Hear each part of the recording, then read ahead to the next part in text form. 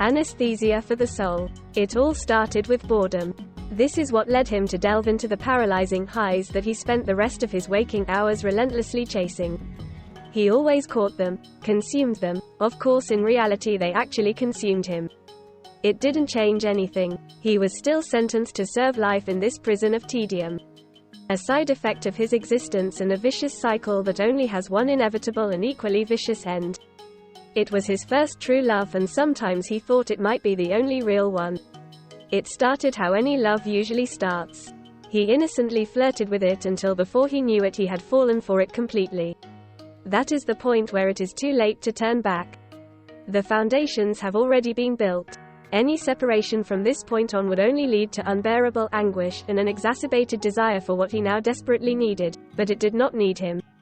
His first love was music, but it never truly satisfied him in the way that he needed.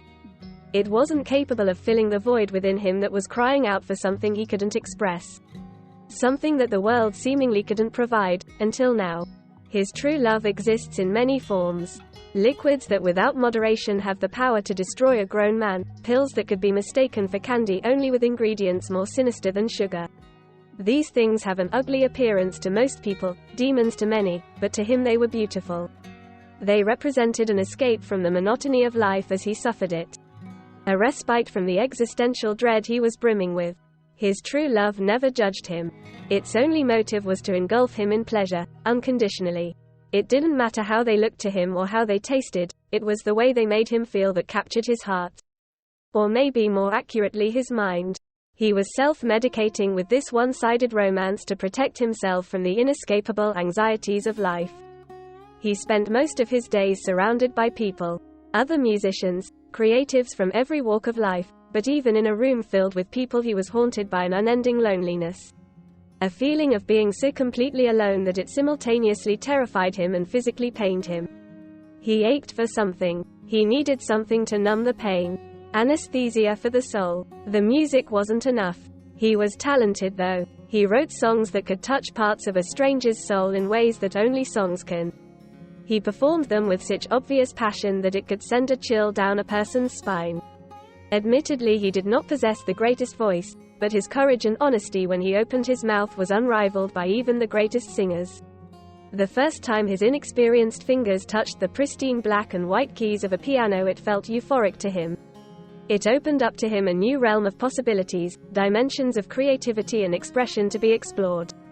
There are old home movies of him singing for his parents with a voice so pure you would feel guilty if it was never shared with anyone else but you, and a smile so wide it could swallow you whole. His first real high didn't come from the allure of music though, and it wasn't just euphoric. It was enrapturing. It did not come from his fingers being perfectly placed on the keys of a piano or the strings of a guitar. It came from his capable hands being skillfully wrapped around a barren bottle. Sometimes not even knowing what was inside of it. Only knowing that it would take his sickening torment away long enough for him to see the forgiving sunlight of the next day. Waking up didn't give him the comfort he was so desperately seeking. He was overwhelmed with the separation anxiety upon realizing that his only love had left him.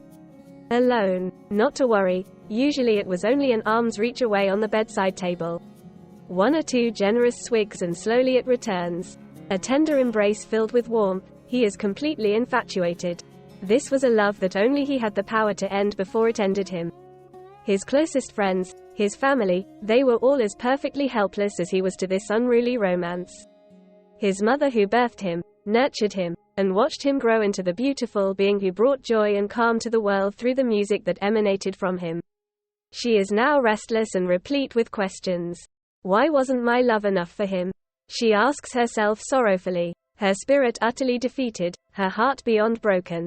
Watching home movies has become a distressing experience that fills the viewer with a consuming grief at the thought of the unfilmed ending, immersing them in the horror of their inability to change the outcome. This movie does not have a director's cut. The only theater it is projected in is in the mind of the forsaken spectators. Regrettably, they will never miss a viewing. It is a painful paradox that the very substances that gave him what he needed to survive life are the very same that have left him without any substance of life within his body. He did not leave a note, and given the choice he wouldn't have ended things the way that he did. This was not an intentional breakup. It is a rare occasion that a person's first true love would truly be their last. The piano sits in the corner of the room, alone. The pristine appearance of the black and white keys is long lost, but the beauty of the notes that they are capable of producing remains eternal. They will be untouched and unheard for some time now. When they are next played by a fresh pair of optimistic hands, they won't sound the same. Not worse, but definitely not the same. The room is filled with a deafening silence. But he remains calm.